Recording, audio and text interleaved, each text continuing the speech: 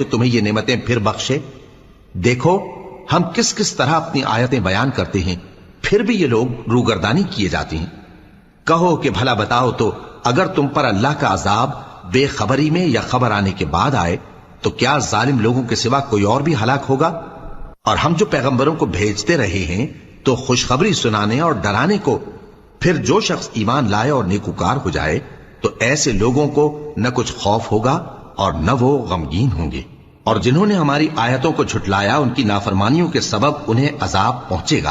कह दो कि मैं तुमसे ये नहीं कहता कि मेरे पास अल्लाह ताला के खजाने हैं, और न ये कि मैं गैब जानता हूं, और न तुमसे ये कहता हूं कि मैं फरिश्ता हूं। मैं तो सिर्फ उस हुक्म पर चलता हूं जो मुझे अल्लाह की तरफ से आता है। कह दो कि भला अंधा और आंख वाला बराबर होते हैं? तो फिर तुम गौर क्यों नहीं करते? और जो लोग खौफ रखते हैं कि अपने परवरदिगार के रूबरू हाजिर किए जाएंगे और जानते हैं